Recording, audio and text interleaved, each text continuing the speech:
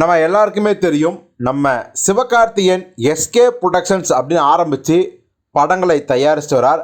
அப்படியே அவர் தயாரித்த ஒரு படம் தான் கொட்டுக்காளி.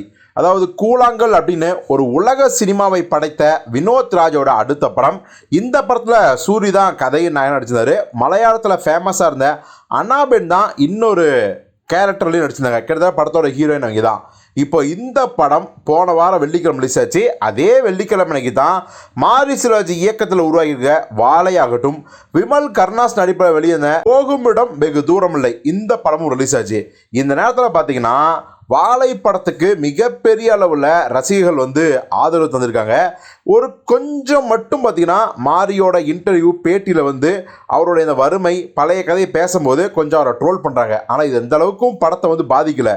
ஸோ வாழை பார்த்தீங்கன்னா ரொம்ப கலெக்ஷன் ரீதியாக நல்லாவே போயிட்டுருக்கு. ஆனால் வாழை ரேஞ்சுக்கு ஒரு மிகப்பெரிய எதிர்பார்ப்பில் இருந்த கொட்டுக்காளி படம் பார்த்தீங்கன்னா மிகப்பெரிய அளவில் வரவேற்பை கிடைக்கவில்லை. குறிப்பாக ரசிகர்லாம் பார்த்தீங்கன்னா என்ன படம் இது அப்படின்னு சொல்லி ரொம்பவே திட்டிட்டு போகிறாங்க. அந்த படத்தின் இயக்குனர் வினோத் ராஜையும் பயங்கரமாக கடுமையாக விமர்சிக்கிறாங்க.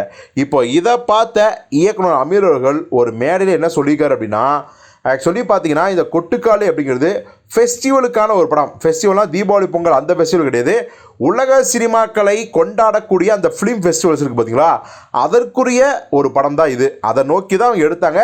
அதே மாதிரி பல உலக விருதுகளை அந்த கொட்டுக்காளி படம் வாங்கிடுச்சு.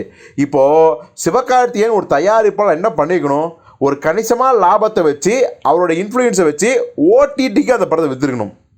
ஆனால் இந்த படத்தை வணிக ரீதியாகவும் மிகப்பெரிய வெற்றி பார்க்கணும், காசு பார்க்கணும் அப்படிங்கிறதுக்காகவே தியேட்டரை ரிலீஸ் பண்ணது மிகப்பெரிய ஒரு வன்முறை. குறிப்பாக வாழை மாதிரியான ஒரு மெயின் ஸ்ட்ரீம் படம், கமர்ஷியல் படத்தோட இந்த கொட்டுக்காளி அப்படிங்கிற ஃபிலிம் ஃபெஸ்டிவல் படம் ஒரு உலக சினிமாவை மோத விட்டது பார்த்தீங்கன்னா மிகப்பெரிய வன்முறை அப்படி தான் நான் சொல்லுவேன் அப்படின்னு சொல்லி ரொம்ப ஓப்பனாகவே சொல்லிட்டாரு.